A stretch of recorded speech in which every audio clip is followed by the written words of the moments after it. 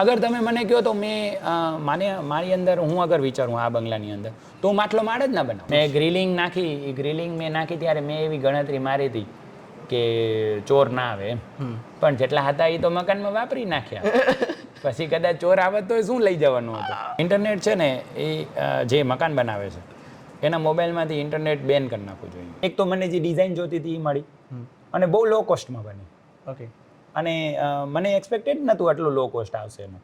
જે પણ હું તમારા જે વ્યુઅર્સ હશે એને હું સજેસ્ટ કરીશ કે જેટલું તમે પ્લાનિંગને ટાઈમ આપશો એટલું તમારા માટે પાછળ ઇમ્પ્લિમેન્ટ કરવું ઇઝી થશે, ઇઝી થઈ જશે. અને બીજું જે મારા ધ્યાનમાં આવી હતી, મારે જ્યારે હું મારા પોતાના બંગલામાં જે પણ એ સમસ્યા નડી હતી, તો આમાં કેવું થાય કે આજે શક્ય નથી યાર, તમે તમારા કામ ધંધા મૂકીને 24 કલાક તમારા મકાન ઉપર હાજર રહી શકો, શક્ય નથી. આજે તમે પ્રેક્ટિકલી જ પોસિબલ નથી. એટલે સૌથી મોટી સમસ્યા એઝ અ પાર્ટી તમારે શું કરવાનું છે કે જે ખરેખર તમારે વાઈફને સાચવવા કરતા એ સમય દરમિયાન તમારે કારીગરને સાચવવા કે ભાઈ એ જો ભાગી ગયો તો બીજો રાખશે નહીં અને આ કરશે નહીં. હું એમ માનું છું કે આપણે ખરેખર એસેસરીઝની આગળ બહુ પાછળ ગાંડા થઈને આપણે પૈસા સ્પેન્ડ કરીએ.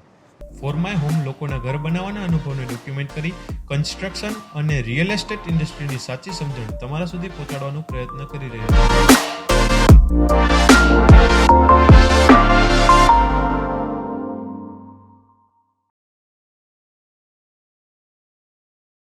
આપના ઘર બનાવવાના અનુભવમાંથી કેટલીક માહિતી અને સમજણ જે ઘર બનાવી રહ્યા છે કે ઘર બનાવવાની તૈયારીમાં છે તેમને ઉપયોગી થાય તે હેતુથી અમારું માધ્યમ ફોર માય હોમ કામ કરી રહ્યું છે. સૌપ્રથમ તો આપે જે ઘર બનાવ્યું છે એ કયા લોકેશનમાં છે? ગાર્ડન સિટી ત્રિમંદિરની સામે કહેવાય. આ જે લોકેશન છે એ ભુજનો one of the best area, જે એરપોર્ટ રોડ કહેવાય એની નજીક આવે છે. કેટલા એરિયામાં તમારું મકાન છે અને કેટલા સ્ક્વેર ફૂટ બાંધકામ છે? 500 વારના પ્લોટમાં આપણું બાંધકામ લગભગ સમજી લો 5500 ફૂટ જેવું બાંધકામ છે. કેટલો સમય લાગ્યો ઘર બનાવવામાં? મને 1.5 વર્ષ લાગ્યું. જ્યારે પ્લાનિંગ કર્યું ત્યારે કેટલો એક્સપેક્ટ કર્યો હતો? આમ તો ઘણું બધું એક્સપેક્ટ કર્યું હતું, કેમ કે રેન્ટના મકાન ઉપર રેન્ટમાં રહેતો હતો હું, અને કોઈ પણ વ્યક્તિ જે રેન્ટ ઉપર રહેતા હશે એને ખ્યાલ જ હશે કે જ્યારે તમે મકાન બનાવવા નીકળો તો તમે તો ખરેખર સપનાનો પોતાનું મહેલ જ બનાવવા નીકળતા હો. ડેફિનેટલી. એટલે એ રીતે ઘણું બધું એક્સપેક્ટ કર્યું હતું, પણ એક્સેપ્ટ ધ થિંગ્સ ઘણી બધી વસ્તુઓ પછી સમય પ્રમાણે બદલાવી એ જરૂરી છે. એટલે પછી જેવું સમય અને ખીચો બે વસ્તુ જોઈ, અમુક વસ્તુ પૈસાની રીતે આપણે પોસાતી હતી પણ સમય ઘણું લઈ લેતી હતી એ કારીગરીનું કામ, તો ત્યાં એને આપણે ડ્રોપ આઉટ કર્યું. અને જ્યાં આપણે પૈસાની રીતે એમ થતું હતું કે આ સ્પીડમાં થશે પણ બહુ કોસ્ટલી થાય છે, તો એટલું પણ કોસ્ટલી જવાની મને જરૂરિયાત ના લાગી, એટલે ત્યાં એને ડ્રોપ આઉટ કર્યું. પણ ઓલમોસ્ટ આમ 70-80% જેવું પ્રોપર કામ થઈ ગયું. સમયમાં કેટલો ચેન્જીસ આવ્યો? લાઈક તમે કેટલું ધાર્યું હતું ને પછી કેટલું થયું? આમ સમયની રીતે મને થોડુંક, મેં ગણતરી કરી હતી 2 વર્ષ જેવી. ઓકે. તો 5-6 મહિના મને થોડીક ઉતાવળ એટલે કરવી પડી કે જ્યાં હું રહેતો હતો ત્યાં થોડીક સમસ્યાઓ વધી ગઈ. આજુબાજુ પાણી ભરાવા માંડ્યા, થોડી ઘણી મચ્છર અને બીજા ઉપદ્રવો વધ્યા. અને એઝ ઇટ ઇઝ કે તમારું મકાન બનતું હોય એટલે તમારે આમ પણ હોય કે હવે આ બધી સમસ્યાઓ થોડાક ટાઈમ ઉપર જ રહેવાની. હવે એ થોડાક ટાઈમની સમસ્યાઓ પછી 2-4 મહિના મેં કાઢ્યા. પછી મેં કામની અંદર સ્પીડ કરાવી કે ભાઈ થોડુંક તમે એજન્સીઓને જાણ કરી કે ભાઈ અમારે તાત્કાલિક ધોરણે દિવાળી સુધી રહેવા આવવું છે. બરાબર. અને દિવાળીમાં હું અમુક અધૂરા સાથે પણ રહેવા આવી ગયો. કોસ્ટિંગમાં કેવું રહ્યું? લાઈક કેટલું ધાર્યું હતું ને કેટલું થયું? કોસ્ટિંગ વાઇઝ જોવા જાવ તો મેં મારી રીતે જે બજેટ બનાવ્યું હતું જી, એનાથી લગભગ 20-30% જેવું એક્સ્ટ્રા ગયું. એના પાછળના કોઈ ખાસ કારણો? 2 મોટા રીઝન. એક તો જે આપણે થોડીક સ્પીડ કરાવી એના કારણે જે કોસ્ટિંગ હતી, જે આપણે જ્યાદાતર શું છે કે માર્કેટની અંદર આપણે સર્ચ કરીએ પછી કોઈક એક શોપ કે ક્યાંક ડિસાઇડ કરીએ કે આની પાસેથી લઈએ, એ ટાઈમ મને થોડુંક ઓછું મળ્યું, એના કારણે થોડુંક ફરક પડ્યો. સેકન્ડ થિંગ કે મટીરિયલના જે પ્રાઇસ છે એ બહુ વધતા હતા એ સમય ઉપર, અને વધવાના કારણે મારું મને લાગે છે ત્યાં સુધી જે 30-35-40% જેવું ડિફરન્સ થયું મારા એસ્ટિમેટ કરતાં. એનું પણ મેઇન રીઝન 15-20% તો આમાં જ ખપી ગયું. લોખંડ સિમેન્ટના ભાવમાં બહુ વધારો આવી ગયો એ દરમિયાન. અને પછી આ બધું જે ગવર્મેન્ટની પોલિસીઓ આ તે બધી મેટર તો કરવાની જ હતી, એના કારણે ઓવરઓલ માર્કેટની અંદર જે પ્રાઇસ હતા તમામ વસ્તુઓના એની અંદર ઉછાળો આવવાના કારણે પણ એસ્ટિમેટ બહુ ડિસ્ટર્બ થયું.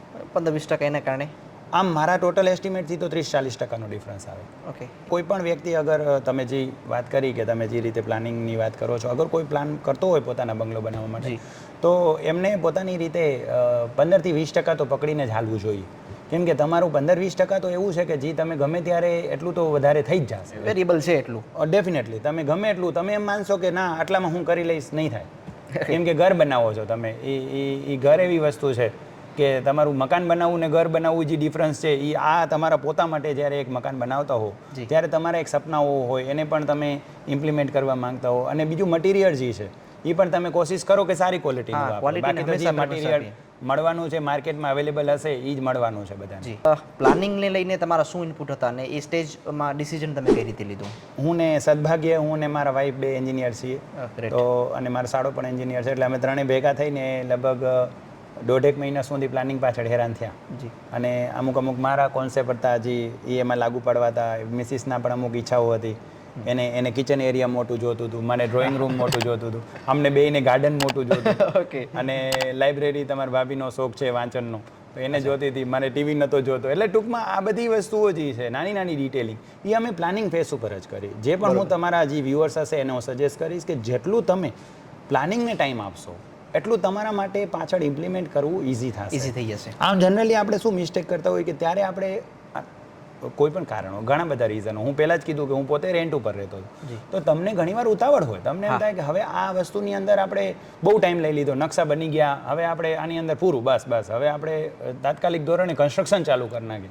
તો એવી ઉતાવળ કરવા કરતાં જે પ્લાનિંગમાં અગર તમે 15 દિવસ વધારે આપ્યા તો એ ડેફિનેટલી તમારા કન્સ્ટ્રક્શનની અંદરના 2 થી 3 મહિના બચાવી શકે એમ છે. બીજી વાત કરી તો તમે વાસ્તુને ધ્યાનમાં રાખ્યું હતું? જી જરૂર. આમ તો તમે સમજો કે હું પોતે બ્રાહ્મણ છું એટલે 90% વાસ્તુને માનનું છું પોતે, પણ 90% એટલે કીધું કે 10% એવું છે કે જે તમે હકીકતે તો આપણે ત્યાં શું છે કે સમજવું અને સમજાવવું એ 2 કામ થઈ ગયું છે વાસ્તુ. આજે મારું જેમ મેં તમને હમણાં જ કીધું કે હું બ્રાહ્મણ છું તો મારા સગા સંબંધી જે છે મારા રિલેટિવ્સ મારા ઘરે આવશે, મને કાંઈક ને કાંઈક સલાહ દેવાના જ છે. આજે એમને obvious છે. વાસ્તુ પૂજનની અંદર પણ આપણે જ્યારે બોલાવશું ત્યારે પણ એ પોતાની રીતે પોતાનું કાંઈક તો સજેશન આપશે કે ભાઈ તમે આ કર્યું હોત તો સારું થાત કે આ કર્યું હોત તો સારું થાત. એ કેસની અંદર અગર વાસ્તુ ફોલ્ટ રહી જાય છે, સમજી લો જ્યાં તમને ખૂણામાં કિચન જોઈએ છે, અગ્નિ ખૂણો છે, ઈશાન ખૂણો છે, 2 ખૂણા ચાલે એમ છે. વાસ્તુના તો ઘણા બધા નિયમો છે પણ એ બધા નિયમોની અંદર અગર તમે 90% પણ કવર કરી લ્યો છો તો તમારે આમ પોતાને પણ માનસિક શાંતિ મળે અને બીજા કોઈ સલાહ ઓછી દેવાના કારણે તમે અહીંયાથી સુખેથી રહી શકો. પોઝિટિવ વાઇબ તો આપે જ છે. પોઝિટિવ વાઇબ આપે છે. ભૂકંપના નિયમોને તમે ધ્યાનમાં રાખ્યા હતા? ચોક્કસપણે ચોક્કસ. હું ભૂકંપ સમયે ભુજમાં જ હતો તો ત્યારે અમે રખડતા કે બધું સમજતા કે ભાઈ આ બિલ્ડિંગો પડીને સી હાલત થઈ બધાની. તો પેલું મારે 2 દીકરીઓ છે, હું ઈચ્છું છું કે એ ભૂકંપ આવે ત્યારે બહાર ના ભાગે અંદર ભાગે, ઘરની અંદર રહે અને સેફ રહે. કેમ કે ઘર માણસ બનાવતું હોય ત્યારે એક વસ્તુ જે મહત્વની જે સ્કીપ કરી નાખતો હોય છે ડેકોરેશન પાછળ કોઈને કોઈ કારણે. મારા મિત્ર વર્તુળ ઘણા બધા આ વસ્તુઓને નિગ્લેક્ટ કરી ચૂક્યા છે ઓલરેડી. તમે કન્સ્ટ્રક્શનની પોલાણને નિગ્લેક્ટ ના કરી શકો. તમે એની અંદર સેફ તો હોવા જ જોવો. જે આદિકાળથી આપણો જે ઘરનો કોન્સેપ્ટ આવ્યો ને મકાનો બનાવવાનો જે કોન્સેપ્ટ ક્લિયર થયો કે આપણે 4 દિવાલોને એક છતની અંદર સેફલી રહી શકીએ. તો સેફ તો તમે બધી વસ્તુઓથી સેફ હોવા જોઈએ. તમે પછી ભૂકંપથી પણ હોવા જો ને બીજી બધી પ્રોબ્લેમ્સ છે એનાથી પણ તમે ઘરમાં આવ્યા પછી કોઈ સમસ્યા ના હોય. બરાબર છે.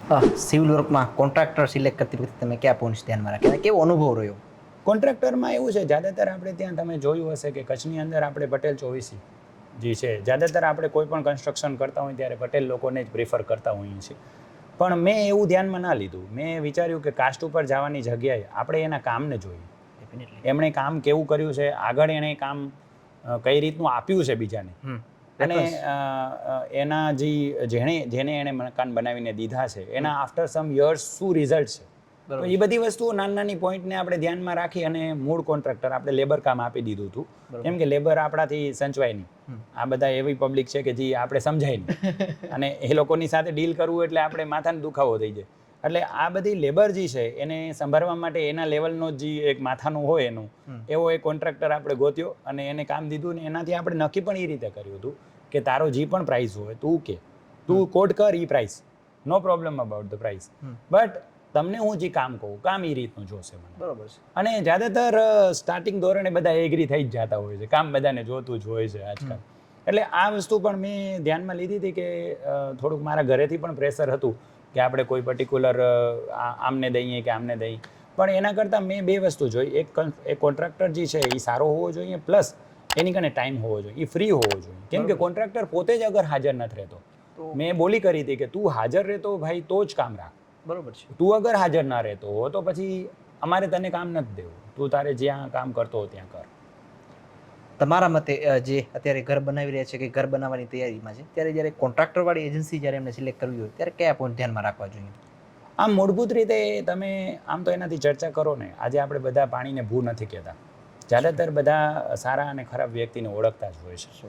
તમે એનાથી ખુલ્લા મને ચર્ચા કરો, એને ચાય ઉપર બોલાવો, એનાથી ચર્ચા કરી અને એનાથી સમજો તમે કે એની પાસે શું નોલેજ છે, એણે શું શું એવું કામ કર્યું છે. ઘણીવાર એ ડીંગાઈ મારશે, થોડાક એના ડીંગાઈ સાંભળો તો તમને આઈડિયા આવશે કે ખરેખર એ કયા લેવલે છે. તમે સમજી વિચારીને ડિસિઝન લઈ શકશો.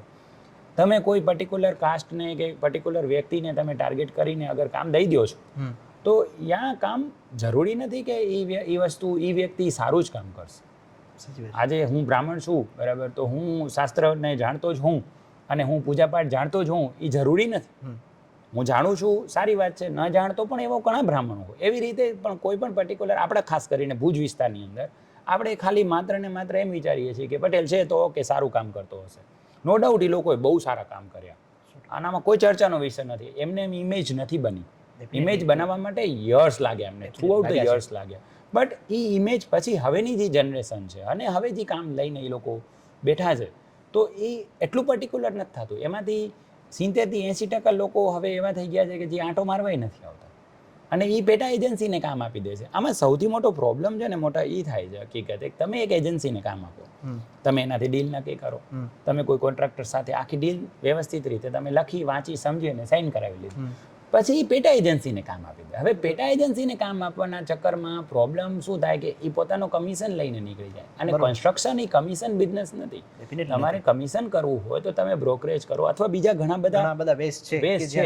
કન્સ્ટ્રક્શન કોન્ટ્રાક્ટરનો તો કામ જ શું છે કે એ ત્યાં હાજર રહી પોતાના લેબર પાસેથી કસ્ટમરને જે જોઈએ એ ક્વોલિટીનું કામ એને આપે, તો એ સાચો કોન્ટ્રાક્ટર કહી શકાય. આ એજન્સી જે કોન્ટ્રાક્ટર જ્યારે આપણે સિલેક્ટ કરતા હોય ત્યારે એક મેઇન પોઈન્ટ હોય છે ટર્મ્સ એન્ડ કન્ડિશનનો, તો એના ઉપર તમે શું સલાહ આપશો? આમાં હું એમ કહું છું કે ખરેખર આપણે ત્યાં કોઈ સિસ્ટમ જ નથી એવી. આ ખરેખર આપણે જ્યારે નક્કી કરતા હોય ને, અચ્છા ઓકે કાંઈ વાંધો નહીં, 400 રૂપિયા ભાવ, આટલું બાંધકામ છે, આ હી ફોટો આય હેડો બનાવી નો આ ખરેખર કોઈ સિસ્ટમ જ નથી આપણે ત્યાં, બરાબર.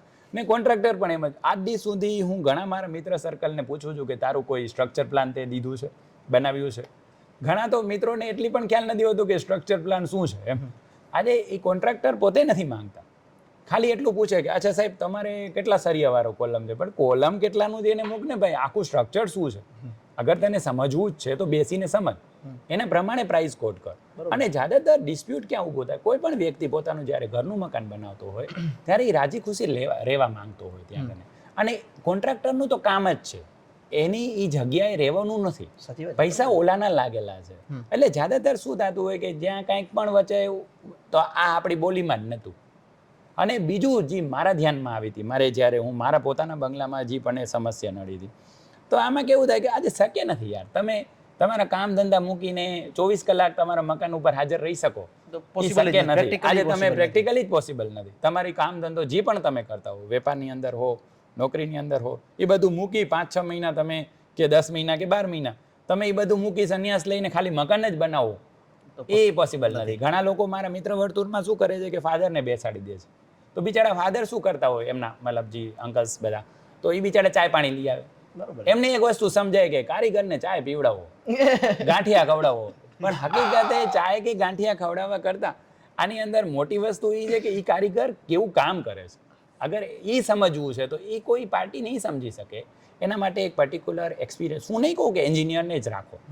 આજે ઘણા લોકો એમ કહેશે કે અમે તો એન્જિનિયર રાખ્યો તો છતાંય પણ આ બધા પ્રશ્નો ઊભા થયા. પણ એવું નથી, તમે એન્જિનિયર જ રાખો એ જરૂરી નથી. તમારા જાણકારમાં વ્યવસ્થિત વ્યક્તિ હોય, અગર કોઈ તમે પર્ટિક્યુલર કોઈ વ્યક્તિને કામ દેશો તો એના ઉપર દેખરેખ માટે એક એક્સપિરિયન્સ પર્સન રાખો, જે એક એજન્સી એવી રાખો કે જે ખરેખર એના ઉપર ધ્યાન રાખે.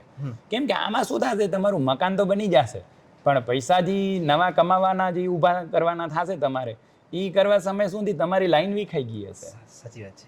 આ મોટો એક સમસ્યા મને પણ નડી હતી, હું પણ આમાંથી થ્રુ આઉટ ગયો. પ્લમ્બિંગ અને ઇલેક્ટ્રિક કામમાં તમારો અનુભવ કેવો રહ્યો? માથાનો દુખાવો. કેમ કે પ્લમ્બિંગ ઇલેક્ટ્રિક કામ હજી એ થોડું ઘણું એવું છે કે કોઈક એકાદી, આપણે ઘરની અંદર કેવું છે કે 150-200 પોઈન્ટ રાખીએ છીએ આજકાલ તો હવે, બરાબર. આજે 150-200 પોઈન્ટની અંદર કદાચ તમારે 1-2 પોઈન્ટ કે 4 પોઈન્ટ ચાલુ બંધ થશે ને, તમને બહુ મોટા ફરક નહીં પડે, તમે મેન્ટેન કરાવી શકશો. You have time. તમે એની વાટ જોશો, કારીગર આવશે, તમારું મેન્ટેનન્સ કરી દેશે.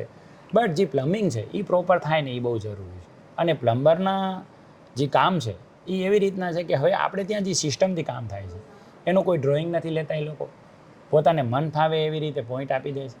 આપણે એને સમજાવીએ કે મારે ભાઈ અહીંયા લેટ્રિન સીટ જોઈએ છે, અહીંયા આપણે આ જોઈએ છીએ, ફલાણો દીકરો, તો એ મંડ્યા પાઇપને ફરાવ્યા રાખે. હવે આમાં શું થાય કે જે આપણે એને સમજાવીએ કે સમજીએ એટલું ટાઈમ એને નથી હોતું ને કારીગરને તમને આઈડિયા હશે જ કે એને જો જાજુ કયો તો ભાગી જાય ને, અધૂરું કામ કોઈ રાખતો નથી પાછું. એટલે સૌથી મોટી સમસ્યા એઝ અ પાર્ટી તમારે શું કરવાનું છે કે જે ખરેખર તમારે વાઈફને સાચવવા કરતા એ સમય દરમિયાન તમારે કારીગરને સાચવવા કે ભાઈ એ જો ભાગી ગયો તો બીજો રાખશે નહીં અને આ કરશે નહીં, અને માથા ભારે તમે છો નહીં કે તમે એને પકડીને પાછા લઈ આવશો. સિવાય કે તમે કોઈ એવી રીતના જેને કહેવાય ને સો કોલ્ડ તમે પર્સન હો કે જેને આ ફોનથી આવી જાય. પણ બહુ આ કારીગરોની ખાસ કરીને પ્લમ્બર અને વાયરિંગનું જે કામ છે એમાં હું ખાસ કરીને એમ કહું કે પ્લમ્બિંગ કામ છે ને એ વધારે ધ્યાન લેવાવાળું કામ છે. અને મકાનની અંદર જે મેન્ટેનન્સ છે એની અંદર પણ પ્લમ્બિંગ વધારે મેન્ટેનન્સ આવે છે. આજે મારું મકાનને આજે 4 વર્ષ થઈ ગયા, પણ આજે હું જોઉં ને તો જેટલું વાયરિંગનું મેન્ટેનન્સ આવ્યું મને, અગર 2-4 સરફેસ બગડી, ક્યાંક પાણી આવતું હતું તો ક્યાંક આપણે એ સરફેસ ડેમેજ થાય સમજી શકાય એવી વાત. પણ પ્લમ્બિંગની રીતે જે જોવા જાઓ, ખાસ કરીને આપણે ત્યાં નગરપાલિકા દ્વારા જે સરસ મજાનું પાણી આવે છે પીળા કલરનું, એટલે એ પીળા કલરનું પાણી જે છે ટર્મરિક યુક્ત છે, આમાં હસવાની વાત નથી. એની અંદર થોડુંક મને લાગે શું છે કે સરકાર હળદર નાખી છે, આપણે બધાને એ અંદરથી શું મજબૂત કરવા માંગે. તો એ હળદરવાળું જે પાણી આવે છે આપણે ત્યાં, એ આપણા જે જગુઆરના કે 100 કંપનીના નળો છે, હવે એ કંપનીઓને ખ્યાલ નથી કે આ માટીવાળા પાણીમાં અમારે કેમ વાપરવું, એટલે એનું મેન્ટેનન્સ બહુ આવે. અને ખાસ કરીને આપણે જ્યારે પ્લમ્બિંગનું સિલેક્શન કરીએ છીએ ત્યારે પાઇપ પાછળ નથી જતા, આપણે એસેસરીઝ પાછળ વધારે કોસ્ટ નાખીએ છીએ. હું તમને એમ કહેવા માંગીશ તમારા વ્યુઅર્સને કે ભાઈ હકીકતે તમે છે ને એસેસરીઝમાં તો બહુ ખર્ચો જ ન કરો, કેમ કે તમે એમ જ માનીને હાલો કે 5 વર્ષે બધી એસેસરીઝ નવી જ નાખવા, ચેન્જ કરવી પડશે. કેમ કે તમારો પ્લમ્બર ગમે એટલો સારો હશે, કંપની ગમે એટલી સારી હશે, કંપનીને પણ ખ્યાલ નથી કે તમારું એસિડયુક્ત પાણી આવે છે, તમારી જે પાણીની ડેન્સિટી શું છે, તમારી પાણીની અંદર જે એના ટીડીએસ શું છે. અને એટલું માટીવાળું પાણી આવે છે નગરપાલિકા તરફથી, તમે સોફ્ટનર લગાડે, ઘણા બધા મારા મિત્રોએ સજેશન દીધું મને કે સોફ્ટનર લગાડ, એટલે પાછું એનું મેન્ટેનન્સ ચાલુ. તમારે ઘરની અંદર પહેલાં ઘર બનાવવાનું, જિંદગીભરના પૈસા ભેગા કરવાના, બરાબર. મારા સમજી લો મારા મિત્ર વર્તુળમાં ઘણા બધા તો લોનું બોનું લઈને બિચારા 20 વર્ષની બચત અને 20 વર્ષના હપ્તા, એવા બધાના મેન્ટેનન્સ કરવાના, જેના પાછા તમારે કારીગરે ન મળે. હું એમ માનું છું કે આપણે ખરેખર એસેસરીઝની આગળ બહુ પાછળ ગાંડા થઈને આપણે પૈસા સ્પેન્ડ કરીએ. મારા સહિત મેં પણ જગુઆર ફિટિંગ નાખી, નો પ્રોબ્લેમ, કાંઈ વાંધો નહીં. એ કે 0% ડિસ્કાઉન્ટ, મેં નો પ્રોબ્લેમ દઈ દો. ભાઈ આ જગુઆર તો જોશે ભાઈ, કેમ કે સગા આવશે એ જોશે કે નળ કેવા છે એમ, જગુઆરના નળ છે એમ. એટલે આ એક પ્રેસ્ટીજનો મુદ્દો. આમાં હકીકતે કેવું છે કે ત્યાં કોસ્ટિંગ અગર આપણે ઓછી કરી હોય તો મકાનની પણ કોસ્ટિંગ ઘટી જાય એમ છે, અને ભવિષ્યમાં મેન્ટેનન્સ પણ ઘટી શકે એમ છે. તમારા મતે શું ધ્યાનમાં રાખવું જોઈએ જ્યારે આ પ્લમ્બિંગ ને ઇલેક્ટ્રિકલ એજન્સી સિલેક્ટ કરીએ છીએ ત્યારે? પાઇપ બ્રાન્ડેડ વાપરવા જોઈએ અને એસેસરી સસ્તી વાપરવી જોઈએ. વિન્ડો અને ડોરમાં કેટલા મટીરિયલ જોઈએ અને શું સિલેક્શન કર્યું? Like aluminium, UPVC, PVC? મેં એલ્યુમિનિયમ સેક્શન જ વધારે પ્રિફર કર્યું. એમાં એસીપી વિન્ડો મેં પસંદ કરી હતી. મને ફૂલ ગ્લાસ લુક જોતું હતું. તો જેટલા પણ આપણી કને કારીગરો હતા, સુતારો, એમણે કીધું કે ના અમે એમ ગ્લાસ ના ચોડી શકીએ, એ ગ્લાસ માત્ર ને માત્ર એસીપી વાળા જ ચોડી શકે. તો મેં એસીપીના જે એક એજન્સી હતી મારા એક મિત્ર થ્રુ, એને કોન્ટેક્ટ કર્યો અને એસીપી ગ્લાસ વિન્ડોઝ મેં સિલેક્ટ કરી. એના પહેલાં મેં 2-3 વિન્ડો મેં સિલેક્ટ કરી હતી ભાઈ, કે એલ્યુમિનિયમ સેક્શનની અંદર ઓપનેબલ તો બહુ, હવે આપણે કેવું થઈ ગયું છે ઓપનેબલ આપણે ડાઉન ક્વોલિટીવાળી વસ્તુ પ્રિફર થઈ, એવું લાગે છે કે તમે જાણે પૈસા બચાવ્યા હોય. અને જે ઓલી ઓપનેબલ વિન્ડોઝ છે એની અંદર તો એટલી બધી ક્વોલિટી આવે છે કે એ તમને સમજાવે ને તમે સમજો એમાં લગભગ 2 દી ખપી જાય. હવે એ જાડો પાઇપ છે ને ઝીણો પાઇપ છે ને આનું આટલા mm છે ને આનું આટલું છે ને આની ચેનલ એટલી છે ને આમાં અમે પીપી આના ઉપર કોટિંગ આ કરશું. ખરેખર આમાં કેવું થાય છે ખબર છે કે બહુ બધું કન્ફ્યુઝન ક્રિએટ કરી નાખે છે લોકો. અને ખરેખર મકાન બનાવવાની અંદર આવડા બધા કન્ફ્યુઝનની ઘર મતલબ જેને કહેવાય જરૂરત જ નથી. ઘર એટલે આપણે છે ને આ મુદ્દાને છે ને બહુ સિમ્પલ રાખવાની જરૂર છે. એસીપી ગ્લાસ તમે જે સિલેક્ટ કરી એની પાછળના કોઈ ખાસ કારણ? કોસ્ટ. એક તો મને જે ડિઝાઇન જોતી હતી એ મળી અને બહુ લો કોસ્ટમાં બની. ઓકે. અને મને એક્સપેક્ટેડ નહોતું આટલું લો કોસ્ટ આવશે એનું. મેં જ્યારે કોસ્ટ લીધું ત્યારે ઓલમોસ્ટ હાફ કોસ્ટ ઉપર આવી.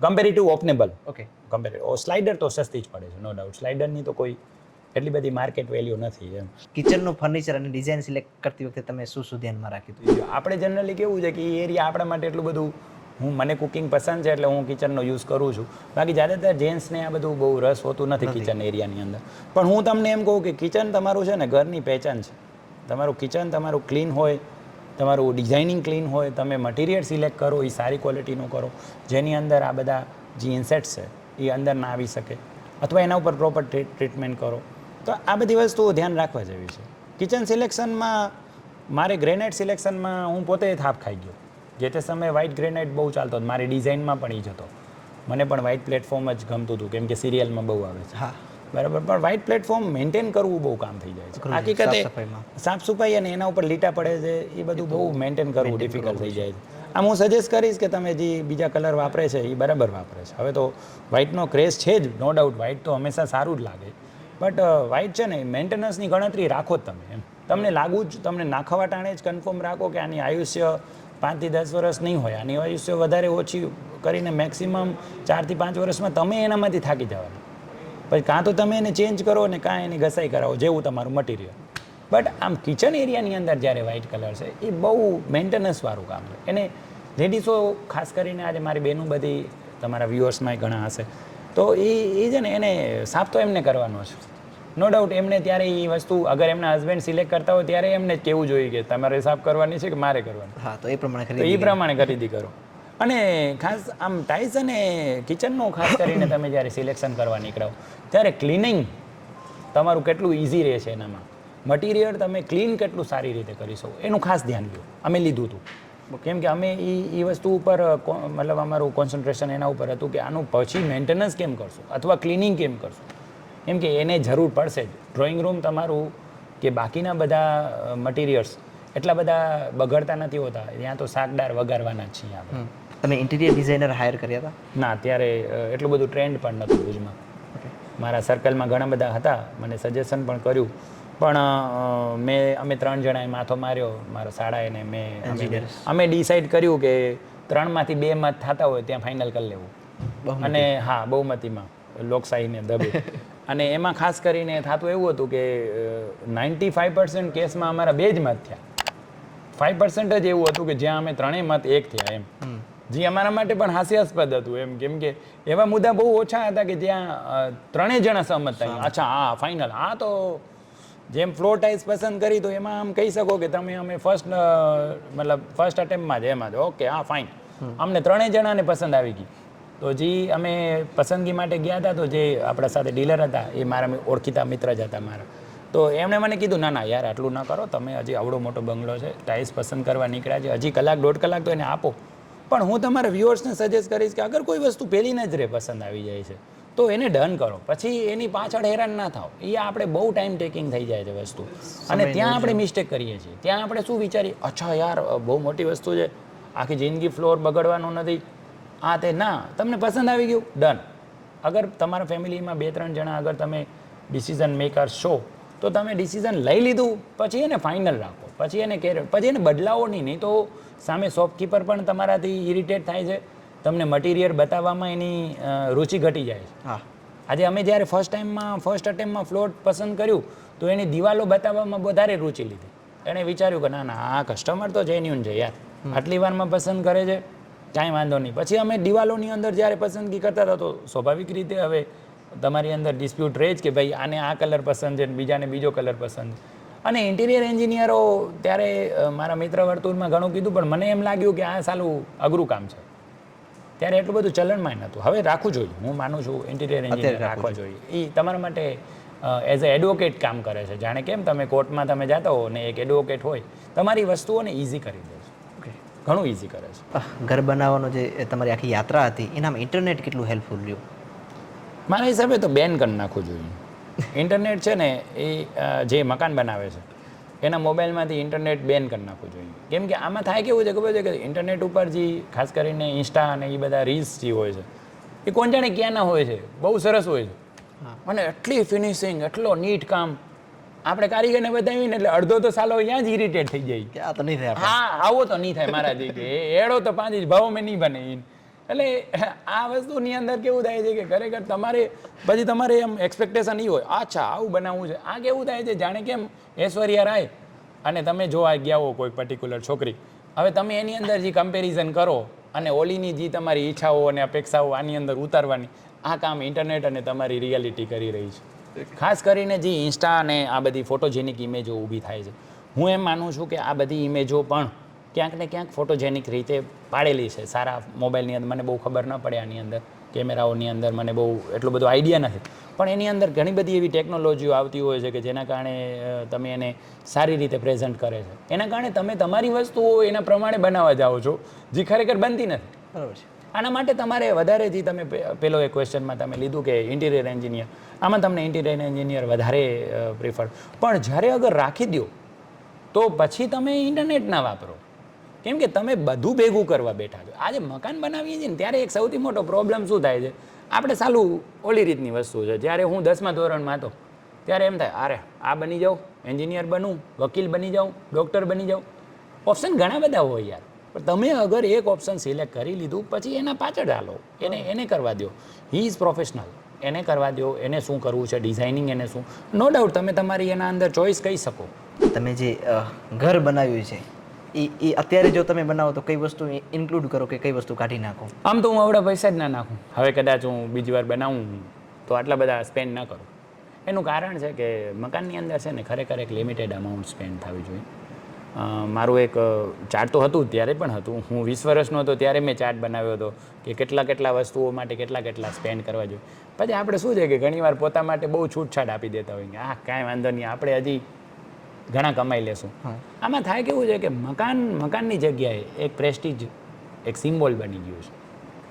ખરેખર હું એમ કહું છું કે તમે એવું મકાન બનાવો કે જે તમારા ફેમિલીને ઇઝ આપે, ક્લિયર ઇન્ટિરિયર હોય, નાનું પણ એક તમારું જેને કહેવાય ને પ્રોપર બધું ફેમિલી એની અંદર અકોમોડેટ થઈ જતું હોય અને સેફ હોય. એને ભૂકંપ પ્રૂફ બનાવો, વાસ્તુ પ્રમાણે બનાવો, વાસ્તુશાસ્ત્રને માનો, 90% તો માનો છો, બરાબર. અને અગર તમે મને કહેશો કે હું શું એડ કરું, તો હું આજની તારીખમાં એમ કહી શકું કે આની અંદર મને એડ કરવાવાળું તો બહુ ખાસ મને લાગતું નથી. રિમૂવ ઘણું બધું કરવા જેવું છે. મેં ગ્રિલિંગ નાખી, એ ગ્રિલિંગ મેં નાખી ત્યારે મેં એવી ગણતરી મારી હતી કે ચોર ના આવે એમ, પણ જેટલા હતા એ તો મકાનમાં વાપરી નાખ્યા.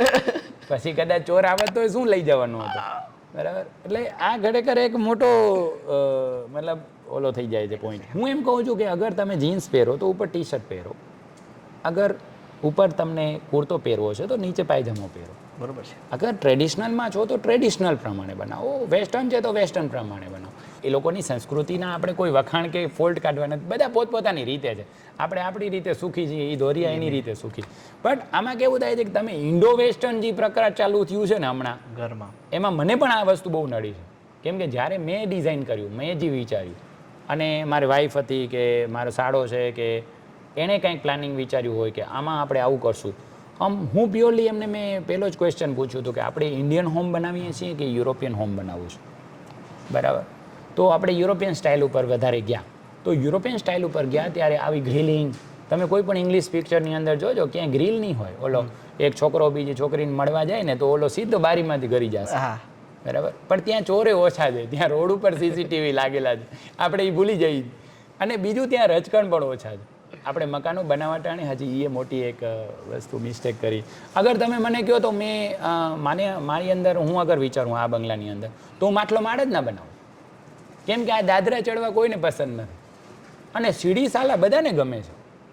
અચ્છા શું ડિઝાઇન બનાવી છે તમે સીડીની.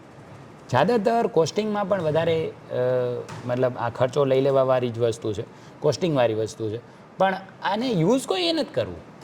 આજે પરાણે ચડતા હોય બધા એમ મારા સહિત, યાર હવે ઉપર 2 ટી શર્ટ રહી ગયા, નીચે કેવું પડ્યું છે, દઈ દો ને યાર, હાલશે આ વસ્તુની અંદર, તો પછી નીચે જ બનાવો ને. આમાં નીડ અને વોન્ટ જે એક હમણાં બહુ ટ્રેન્ડિંગ છે યુટ્યુબ ઉપર, આ તે ફલાણા બધા તમારા સોશિયલ મીડિયા ઉપર, એ વસ્તુ બહુ સારી છે, પણ એને ઇમ્પ્લિમેન્ટ કરો તો સારી. જોઈને મૂકી દો તો કાંઈ કામનું નથી. મકાનની રીતે બનાવો, આને તાજમહેલ ન બનાવો. તાજમહેલ મકાન નથી. તમારી રીતે કેલ્ક્યુલેટ કરો, તમારી ઇન્કમ કેલ્ક્યુલેટ કરો, તમારી ઇન્કમ પ્રમાણે લોન આ તે બધી નાની મોટી વસ્તુઓને કેલ્ક્યુલેટ કરી અને જરૂરિયાત મુજબનો બટ કોમ્પેક્ટ અને ક્લીન, નાનું પણ અકોમોડેટ કરી લે, તમારા બધા ફેમિલી મેમ્બરની પ્રાઇવસી જળવાય અને પ્રોપર રીતે તમે એને મેન્ટેન કરી શકો એવું મકાન બનાવો. હું અગર હવે બીજી વાર બનાવું તો એવો બનાવીશ. મેં મારી રીતે આની અંદર ઘણો બધો એવો કન્સ્ટ્રક્શન કર્યો છે કે જે મને હમણાં વિચાર આવે, હું ઘણીવાર મારા મિસિસ સાથે ડિસ્કશન પણ કરું, યાર આ લાઇબ્રેરીમાં સોફા રાખે કોણ બેસવા જાય ત્યાં આગળ, જાતો જ નથી કોઈ હકીકતે. ત્યાં એવી એવી જગ્યાઓ આપણે બનાવી મકાનની અંદર કે જે આપણે ખરેખર એને યુઝ જ નથી કરવી, યુઝલેસ છે. પણ જ્યારે આપણે એ વસ્તુ બનાવશું નહીં તો ખબર કેમ પડશે. પણ તમારા જેવા સરસ મજાનું જે કાર્યક્રમ તમે કરીને બેઠા છો એના કારણે તમારા જે આવનારા મકાનો બનાવવાવાળા વ્યક્તિ છે જી, એને આ વસ્તુ સમજવાની જરૂર છે. તમે એની અંદર કદાચ તમારા ન હોય પણ બીજા કોઈનું મોટું મકાન હોય અથવા તમે કંઈક પ્લાનિંગ કર્યું એવું પ્લાનિંગ વાળું બીજું કોઈકનું મકાન હોય તો ત્યાં શક્ય હોય તો ત્યાં જાઓ, અથવા તમારા એનાથી રિલેશન હોય અગર તો તમે એનાથી પૂછો કે તને કયું વસ્તુ યુઝ થાય છે. તું બેડરૂમમાં કેટલો ટાઈમ કાઢસ, ડ્રોઈંગ રૂમમાં તને સોફા છે ચલો 5 લાખના લઈ લીધા, એવું ના કરો યાર. જરૂરી છે, તમને સોફાની જરૂર છે, તમે જે તમારું કમ્ફર્ટ છે, તમારે બધાની ચોઈસ અલગ અલગ હોય, તમારી મારી એ ચોઈસ અલગ અલગ હોય, તો એ વસ્તુ પ્રમાણે જાઓ અને વ્યાજબી ભાવમાં સારી વસ્તુ બનાવો. અમારું માધ્યમ ફોર માય હોમ આપની પાસે આવીને આપણે જે ઘર બનાવવાની યાત્રા હતી એને ડોક્યુમેન્ટ કરી, એ અનુભવ કેવો રહ્યો? બહુ સારો, બહુ સારો. તમારો જે કન્ટેન્ટ છે, તમે જે મેં પહેલાં શરૂઆતમાં ના પાડી, મને જ્યારે ધ્યાનમાં આવ્યું કે ભાઈ તમે આવી રીતે, મેં કહ્યું યાર પ્રાઇવસી ડિસ્ટર્બ થાય ખોટું યાર સન્ડેના, બટ જે કોન્સેપ્ટ મેં પછી શાંતિથી જરાક વિચાર્યું તો તરત જ મેં તમને કોલ બેક કરીને, મારા શાળાને કોલ બેક કરીને મેં કીધું કે મોકલ. કેમ કે આમાં કેવું થાય કે તમે જે કામ લઈને બેઠા છો આ નો ડાઉટ ઉપયોગી થશે. હવે એ કલ્ચર નથી રહ્યું કે આપણે 10 ફ્રેન્ડના ઘરે જાશું, અને એ સાચું પણ કે આમાં કેવું થાય કોઈ મુંડાઈને બેઠું હોય તો એ થોડો કહેવાનો કે યાર હું અહીંયા મુંડન કરાવ્યું, મેં અહીંયા મુંડન કર્યું. એ ઉલટાનો એ વસ્તુને પોઝિટિવ બતાવશે કે ભાઈ આ જો આ વસ્તુ છે ને, અરે બેસ્ટ છે યાર, આવી જ કરાય, આ હું મારું ને ખાલી જગ્યા કરું એવી વાત જે આપણા કચ્છી શબ્દમાં છે એ વસ્તુ છે હકીકતે. આની અંદર કેવું થાય કે તમારો જે કોન્સેપ્ટ છે એ બહુ સારો છે, કન્ટેન્ટ બહુ સારો છે. અગર હવે તમારી જે વ્યુઅર્સ છે, તમારી પબ્લિક જે છે, આ મુદ્દાને પોઝિટિવ લે અને એના પ્રમાણે એનું ન ખાલી જોવે પણ ઇમ્પ્લિમેન્ટ જોવે તો ખરા જ, શેર પણ કરે, કેમ કે આ વસ્તુ ઉપયોગી પણ છે, અને પ્લસ એને ઇમ્પ્લિમેન્ટ કરે અને એનામાંથી સમજે. અને તમારા જેવા યુથને આ બધું વિચાર આવે જ છે, અમારા જેવાને તો ના આવે, ઓછું થઈ જાય. હવે અમારા શું છે કાળી દાઢી કરીએ છીએ, બાકી મૂળભૂત તો દોરા આવી ગયા. બટ આ બધા વિચારો છે ને બહુ જરૂરી છે. હવે પહેલાં જેવું નથી કે તમે ગમે એના ઘરે ઉપડીને 2 જણા ઉપડીને ગયા, હલો ચા પીવડાવશો, તમારું જરાક મકાન જોવું છે, કોઈ નહીં જોવા દે તમને. તમે પોતે એટલા કમ્ફર્ટેબલ નહીં રહ્યો. આજે આપણે એટલા સોશિયલ નથી રહ્યા હવે, બરાબર. બટ તમે અગર તમારા જેવા માધ્યમને જોશે અગર, તો એનામાંથી એના પ્રશ્નનો જવાબ તો મળી જ જવાનો છે. તો એને એ ધક્કા બચશે. અને અભિનંદન છે તમારા જેવા યુથને કે તમે આવું બધું સરસ કામ કરો છો. આવા ને આવા કામ કરતા રહ્યો અને સારા વિચારો છે, ફેલાવો એને. Thank you for your valuable time. જે તમારો અનુભવ છે એ અમારી ઓડિયન્સને ખરેખર ઉપયોગી થશે ને એની ઘર બનાવવાની યાત્રા છે એ વધુ સરળ અને ઝડપી બનશે. બધા પોતાની રીતે સરસ મજાનું ઘર બનાવીને સુખેથી રહે એવી જ ઈચ્છા છે આપણી. Thank you.